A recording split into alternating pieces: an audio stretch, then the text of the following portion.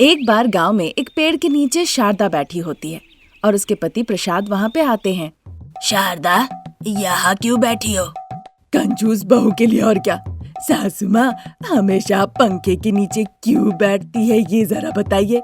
जाके आप पेड़ के नीचे बैठिए, अच्छी छांव मिलेगी, ठंडी हवा मिलेगी और आपके मन को शांति भी।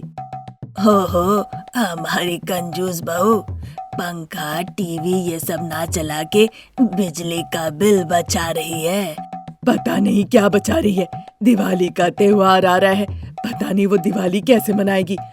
उधर बच्चे दादी ये ला दो वो ला दो ये सब कह रहे हैं।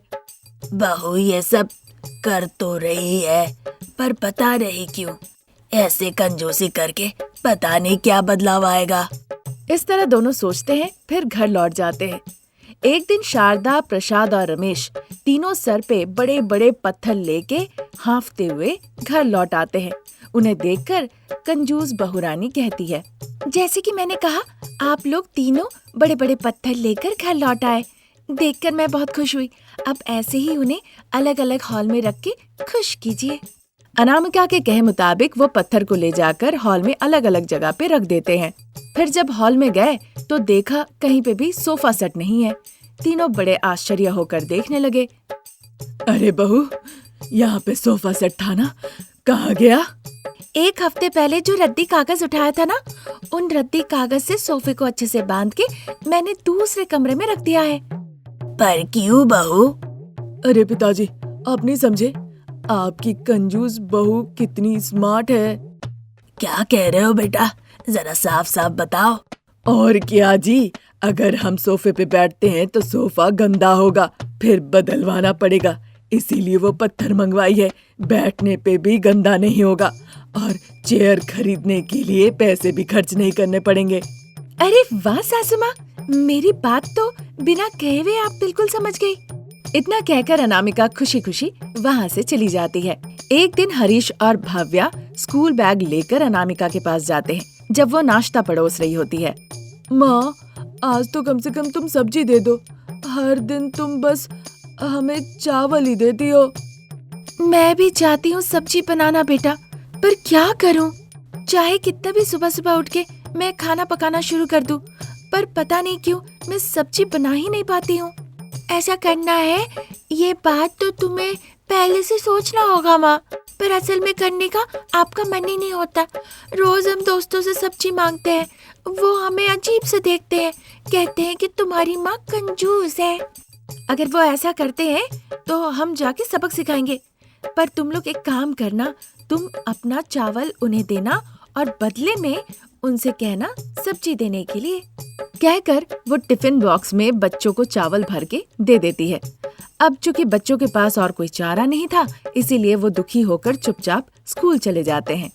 ये देखकर शारदा और प्रसाद को बड़ा ही दुख होता है। देखा शारदा, जहाँ बच्चों को खुशी खुशी हंसते हुए स्कूल जाना चाहिए, वो दुखी होकर गए। इस कंजूस बहू को लेकर हम क्या करें? भगवान ने इसे बनाया ही है ताकि कुछ कर ना सके हम। पता नहीं आगे समय के साथ क्या होगा। कहते हुए शारदा घर से बाहर चली जाती है। अगले दिन दीपावली का त्योहार था। सभी लोग भगवान के सामने हाथ जोड़ के पूजा कर रहे होते हैं। हे देवी, आज दीपावली का त्योहार है। मैं पड़ोस के तालाब से जाके फूल लाकर आपके लिए माला बनाकर चढ़ाई हूँ। 2-2 अगरबत्ती को 4 टुकड़े में तोड़ के उसे जलाई हूँ। आधा ढक्कन तेल डाल के आपके सामने दिया भी जलाई हूँ। छोटे से ग्लास में दूध लेकर आपके लिए खीर बना के आपको नैवेद्य दी हूँ। एक कपूर को 2-2 टुकड़ों में तोड़ के आपके सामने मैं 2 बार आरती की हूँ। अब आप हमें आशीर्वाद दीजिए ताकि हमारे ऊपर कोई कष्ट ना आए। इस तरह अनामिका प्रार्थना करती है। बहू, माला नहीं है। देवी माँ को चढ़ाई हूँ माँ जी। और क्या क्या नहीं है ये बताइए। माँ, खीर भी नहीं है। वो देवी माँ के लिए है बेटा, हमारे लिए तो नहीं है। जब वो इस तरह कहने लगती है, सभी लोग बिना कुछ कहे वहाँ से गायब हो जाते हैं। फिर उस दिन शाम के वक्त अपनी आंखों से देखा है, मुझे शारदा को बताना होगा, नहीं तो बहुत बड़ी लड़ाई हो जाएगी। सड़क से वो घर पे आ जाएगा। सोचकर वो बड़ी तेजी से साइकिल चलाकर घर आते हैं। शारदा घर पे आराम से बैठ के टीवी देख रही होती है। प्रसाद जल्दी से आके टीवी ऑफ कर देते हैं। अरे, आपने टीवी क्यों ऑफ कर दिया? कंजूस बहू बाहर गई है ये सोचकर मैंने टीवी चलाया था और आप आकर टीवी ऑफ कर दिए। अरे शारदा, तुम्हें पता है तुम्हारी कंजूस बहू सड़क पे क्या की है? प्रसाद के इस तरह से कहने पे शारदा बहुत घबरा जाती है। क्या की है जी? और क्या करेगी, सुशीला से लड़ाई की है।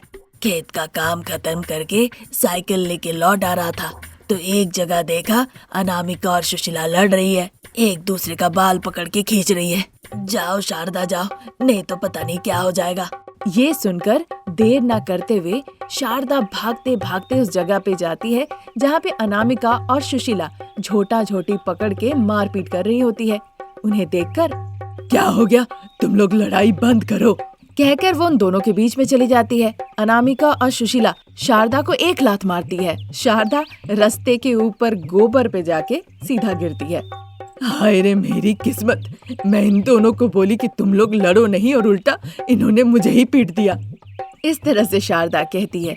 उधर अनामिका और सुशीला एक दूसरे को गुस्से से देखकर, अब तक हमारे पास काफी गोबर था घर के सामने अच्छे से छिड़कने के लिए, पर अब तुम्हारी वजह से वो सब कुछ मानो कि बर्बाद हो गया। मैं तुम्हारे तरह कंजूस नहीं हूँ। अगर 10 रुपए की एक टोकरी ले ही गई तो तुम्हारी सारी जायदाद ले लिया क्या? तुम्हारे जेवर पिघल जाएंगे क्या? अगर तुम मेरी कंजूसी के बारे में कही ना तो मैं तुम्हारा मुंह तोड़ दूंगी। इसे कंजूसी बिल्कुल भी नहीं कहते हैं, इसे बचत कहते हैं।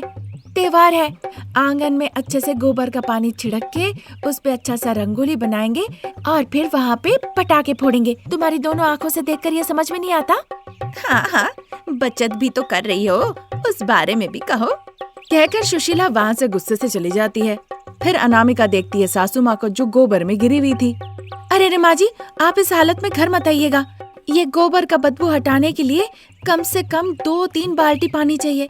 उसके लिए मुझे मोटर चलाना पड़ेगा और बहुत ज्यादा बिल आ जाएगा। हाय भगवान, कह देती हूँ आप घर मत आइएगा माँ जी। इस बात पे शारदा क्या कहना चाहती है वो बिना सुने ही अनामिका वहाँ से चली जाती है। इधर अंधेरा हो चुका था। कंजूस बहू रानी नया कपड़ा कहकर बचे कुचे कपड़ों से बने हुए कपड़े लाकर सभी को दे देती है। सब दुखी होकर एक दूसरे को देखते हैं और वही कपड़े पहन लेते हैं, पर अनामिका से कोई कुछ कह नहीं पाता। फिर सभी लोग बाहर जाके खड़े हो जाते हैं। लोगों के घर पे जलता हुआ दिया पटाखे देखने लगते हैं। माँ, हम भी तो दिया जला सकते हैं ना? वो तो मैं भी देख रही हूँ बेटा। इस तरह सोचते हुए अनामिका अपनी पड़ोसी पार्वती के घर पे जाती है। उसके घर से 2 जलता हुआ मिट्टी का दिया उठा के अपने मुख्य द्वार के दोनों तरफ लगा देती है। सभी लोग आश्चर्य होकर देखने लगते हैं। थोड़ी देर बाद वो दूसरी पड़ोसी सुजाता के घर पे जाती है। फिर वहाँ से भी 2 मिट्टी के जलते हुए दिया उठा के अपने घर पे लाके रख देती है। माँ, इस तरह तो तुम दिया लेकर आई, लेकिन पटाखे? उसका भी इंतजाम करती हूँ, थोड़ा सब्र करो बच्चे। फिर वो पड़ोसी पार्वती के यहाँ जाती है। पार्वती चाची, ओ पार्वती चाची, बुलाने पे पार्वती घर से बाहर निकल आती है। क्या हुआ अनामिका? 10 रुपए के पटाखे दीजिए ना बच्चों के लिए। मैं 10 रुपए के पटाखे सुदर्शन की दुकान से लेकर आई थी, पर वो पटाखे अब ठीक से चल ही नहीं रहे हैं और अब बच्चे पटाखों के लिए रो रहे हैं। इस तरह पूछने पे त्योहार है कहकर पार्वती को ना कहना अच्छा नहीं लगा। फिर बच्चों के खातिर वो अंदर से पटाखे लाके उसे दे देती है। अनामिका पटाखे लेकर बच्चों के पास लौट जाती है। बच्चे पटाखे देखकर बहुत खुश हो जाते हैं। इसी तरह वो दिन निकल जाता है।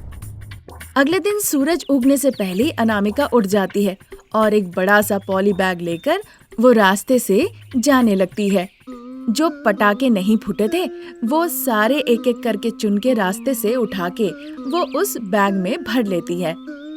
अगर आज बच्चे पटाखे की जिद करेंगे तो मैं उन्हें ये दे सकती हूँ। ये सारे पटाखे जब बच्चे देखेंगे तो वो बहुत खुश हो जाएंगे और बिना पैसे के इतनी अच्छी दिवाली हम मना ले रहे हैं, इससे मुझे खुशी मिल जाएगी। फिर अनामिका वहाँ से घर लौट गई। शाम को बच्चे जैसे ही पटाखे मांगे वैसे ही अनामिका जल्दी से पटाखों का थैला लाकर उन्हें दे देती है और इस तरह बच्चे सास ससुर के साथ कंजूस बहू रानी दिवाली मनाती है। ये थी आज की कहानी। नई कहानी लेकर फिर हाजिर होंगे। तब तक के लिए नमस्कार। वो अमीर मुकुट राज का बिल्डिंग था। सेकंड फ्लोर पे सांवली रंग की सीधी सादी उनकी बेटी अनामिका खिड़की के पास खड़ी होकर रो रही होती है। ठीक उसी वक्त मुकुट राज वहाँ पे आते हैं। तुम क्या कर रही हो बेटा? मैं आसमान देख रही थी पिताजी। उसके कहने पर उसके पिता भी आसमान देखने लगते हैं। तभी एक कबूतर उड़ के जाता है और दुखी दुखी एक और कबूतर पीछे पीछे आता है। फिर वो दोनों लव बर्ड्स बहुत ही प्रेम भाव के साथ एक साथ खुशी खुशी आसमान में उड़ जाते हैं। मैं समझ गया बेटा, तुम शादी करना चाहती हो। मैं उसका इंतजाम करता हूँ। मैं कौवे जैसी काली हूँ, मुझसे कौन शादी करेगा पिताजी? इस बात से दुखी मत हो बेटा, तुम में क्या कमी है? मैं जितनी काली हूँ उतना तो अंधेरा भी नहीं है पिताजी। तुम पैसों वाली काला सोना हो। लोग तुमसे शादी करना चाहते हैं तुम्हारे पैसे देखकर, तुम्हारी मन की खूबसूरती को देखकर नहीं। तुम्हारे पीछे जो पैसे है, जो जायदाद है, ये सब देखकर तुम्हारे सास ससुर, तुम्हारे पति सब तुमसे प्यार करेंगे, बहुत स्नेह करेंगे। अगर ऐसा कोई है तो पिताजी मेरी शादी करा दीजिए। इतना कहकर काली अनामिका अपना आंसू पोंछते हुए वहाँ से चली जाती है। जैसे जैसे दिन बीतते गए मुकुट राज अपनी बेटी के लिए रिश्ता देखना शुरू कर दिए, लेकिन बेटी के काले रंग की वजह से रिश्ते टूट जा रहे थे। ये देखकर अनामिका मन ही मन बहुत दुखी हो गई। इसी दौरान मुकुट राज को लालची शारदा और उसके परिवार के बारे में पता चलता है। वो शारदा उसके पति प्रसाद और बेटे रमेश को घर पे बुलाते हैं। पता चला है कि तुम लोग बहुत पैसों की लालची हो, क्या ये सच है? हाँ बाबू, हम तीनों ही पैसों से बहुत प्यार करते हैं। पैसों के लिए तुम लोग मेरे अत्याचार भी सहोगे क्या? उन पैसों के लिए जिनसे मैं कहूँगा प्यार भी करोगी? प्यार करूँगा सर। बताइए मुझे किससे प्यार करना है, कितना प्यार करना है और प्यार करने के बदले में मुझे क्या मिलेगा, सब बताइए मालिक। रमेश की बातें सुन के मुकुट राज को सब समझ में आ जाता है। तब वो मनी मन सोचते हैं, अनामिका जिसको पैसे देगी उसे जिंदगी भर अनामिका को प्यार करना होगा, अच्छे से देखभाल करना होगा। रमेश और अनामिका की अब शादी होगी। इस तरह बातचीत होती है और फिर काली अनामिका को बुलाया जाता है। मेरी बेटी अनामिका इस जायदाद की मालकिन, रमेश को अनामिका से शादी करनी है, उसे पत्नी का स्थान देना है, आप लोगों को सास ससुर का प्यार देना है। उनकी बातें सुन के शारदा, प्रसाद और रमेश काफी देर तक खुसफुस करते हैं और फिर एक फैसला लेते हैं। फिर अगले दिन सारे गांव वाले अपने जान पहचान वाले रिश्तेदारों के सामने रमेश और अनामिका की धूमधाम से शादी करा दी जाती है। फिर रमेश अनामिका को लेकर एक साधारण से बिल्डिंग में जाता है। शुरुआत में सब कुछ बहुत अच्छा था, लेकिन 2 दिनों के बाद, अरे काली बहू, मैं यहाँ पे बड़ी हूँ, यहाँ मैं जो कहूँगी वही होगा, तो ऐसे काम करना ताकि जिंदा और सुरक्षित रहो। हाँ बताइए माँ जी। जाओ, जाके नाश्ता तैयार करो। काली बहू, पहले मुझे कॉफी दे दो। अरे काली अनामिका, किसी को कुछ देने से पहले 1 गिलास मुझे दूध दे दो। जाओ बहू जाओ, जल्दी जाओ। इसी तरह बात पे अनामिका को काली लड़की, काली बहू, काली अनामिका, शारदा, प्रसाद, रमेश सभी बुलाने लगे। थोड़ी देर के बाद अनामिका प्रसाद को लाकर कॉफी देती है। कॉफी पीने के बाद, काली बहू, कॉफी स्वादिष्ट नहीं है। उसने रमेश को दूध दिया था। दूध पी के रमेश, अरे काली अनामिका, दूध में चीनी क्यों नहीं डाला? हाँ, सुन के उसे बहुत बुरा लगता है। इसी तरह दिन निकल रहे थे। वो इसी तरह टिप्पणी करते थे, काली अनामिका अच्छी नहीं है, काली अनामिका ये नहीं की, काली अनामिका वो नहीं की, और इसके साथ बहुत बुरा व्यवहार भी करते थे। तब एक दिन, आप लोग हमेशा काली बहू, काली अनामिका इस तरह से मुझे क्यों बुलाते हैं? मेरा नाम लेके क्यों नहीं बुलाते?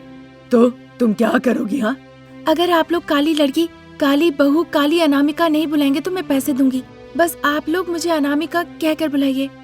फिर कहे मुताबिक वो शारदा, प्रसाद और रमेश को अपने हाथों से पैसे देती है। वो तीनों पैसे देखकर बहुत खुश हो जाते हैं। फिर भी अनामिका रोज रोती थी। जब काली रंगत वाली अनामिका उन्हें पैसे देती थी तो प्यार से अनामिका बुलाते थे, और जब नहीं दिया करती थी तो पहले जैसे काली बहू, काली अनामिका कहकर मजाक उड़ाते थे। इसी तरह दिन निकल रहे थे। फिर एक दिन मुकुट राज अपनी बेटी अनामिका से ससुराल में मिलने आते हैं। शारदा और उसके परिवार उन्हें एक चेयर पर बैठाते हैं। रमेश चाय का कप और प्रसाद पानी लेकर आके खड़े हो जाते हैं।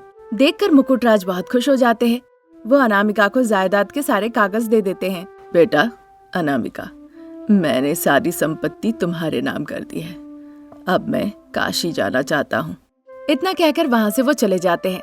शारदा जायदाद के कागजात लेकर, अरे काली बहू, सब मेरे नाम पे लिख दो। मैं नहीं लिखूंगी। इस तरह कहने पे शारदा रमेश अनामिका के साथ बहुत मारपीट करते हैं। फिर 2 दिनों के बाद वो तीनों मिलके अनामिका को लेके पिकनिक पे जाते हैं।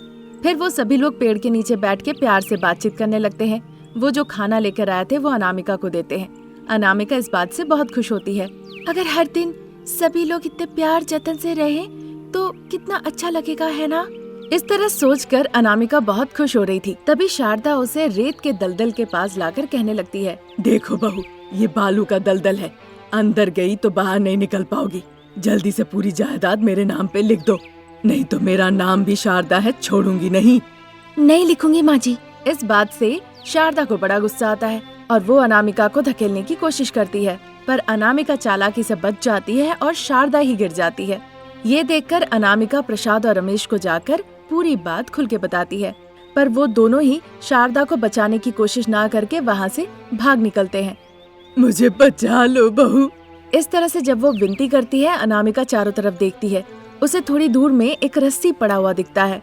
अनामिका वो रस्सी शारदा के तरफ फेंक के उन्हें खींच के बाहर निकालने की कोशिश करती है। उस रेत के दलदल से शारदा जान बचा के निकल आती है। फिर रोते रोते कहती है, मुझे माफ कर देना बहू, आज के बाद मैं तकलीफ नहीं दूंगी, मैं बेटी की तरह रखूंगी। फिर वो अनामिका के ललाट को चूमती है।